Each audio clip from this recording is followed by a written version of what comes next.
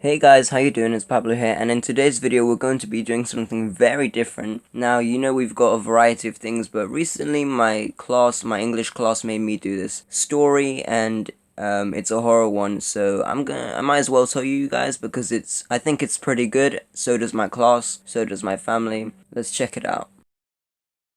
The time was 3:17. The night was calm. The sky was pitch black, not a cloud in the sky. The atmosphere was dead silent, apart from wind which shook the leaves. Yet Jake could not sleep. He was dehydrated, the back of his throat itching. He went down to his kitchen for a glass of water. When he got the refreshment, he stood staring at his garden through his window. Just then, a rustle from outside came into range of hearing, triggering the lights posted on the outer wall. Nothing appeared. Probably a fox, he assured himself out loud, though he didn't quite believe that. The lights went off. He couldn't see anything. His eyes had adjusted to the artificial light. By the time he had acclimated to the darkness, the lights outside came on again, this time revealing a hooded figure's shadow stretching out across the short grass. He or she was facing the window. The sudden appearance startled Jake, and the glass slipped from his grip. It shattered into several fragments, with one serrated piece tearing through the flesh of his shin. A quiet, short yelp came from his mouth. He left it there. If he removed it, he'd bleed out, unless it hadn't nicked a vein, but he wasn't about to find out. He'd forgotten about the person outside. He glanced up to see the figure, now visible as a male, staring directly at him in the window. He hid from the light, concealing his facial detail. The only thing Jake could see was his eyes, which glowed with no source of light from within the house for that to be possible. Yet they glowed.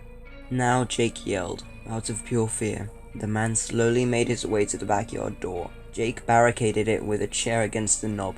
It was locked, but he just knew he'd get in. He stumbled upstairs whilst hearing the chair move out of place and the door opening. He didn't dare look back. He collapsed to the floorboards of his bedroom and shrunk into one of its corners. He heard his untimely demise approach him slowly. I can't give up, he thought to himself.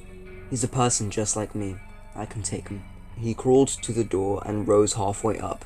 The shuffling drew the intruder closer. This is gonna suck, he whispered to himself. He pulled out the glass from his leg as blood trickled down to his ankle. A tear ran down his cheek. The door slowly opened with an ear-wrenching creak.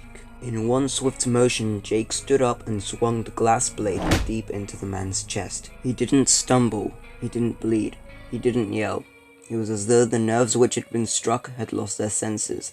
He did fall, though. On impact, it shook the ground beneath Jake. He cautiously approached the alleged corpse. He slowly removed the man's hood. Even in the blinding darkness, Jake could see that the man didn't have much of a face. His skin was black, but not in the racial way. The man's skin was actual, pure black, and seemed to look untextured. More disturbing so, the man had no mouth. He had the form of a nose, but nothing to inhale with. The unsettling sight got Jake to take a few steps back, using the wall for support. He hopped to the table phone and dialed 911. It sounded as though the other end of the line hung up instantly. Suddenly, a sharp pain began in Jake's unharmed leg. He tumbled to the ground, disabled. Turning round, he came face to face, sort of, with his attacker, who wielded the piece of glass. Can't stand, can't run. Can't stand, can't fight, bellowed the mouthless man in a distorted voice. Jake brought his hand into view to discover blood running down his arm like a river. He began to feel dizzy. His vision went blurry and everything in sight doubling. The only thing Jake could see was the man's piercing white eyes, which glowed with no source of light from within the house for that to be possible. Yet, they glowed.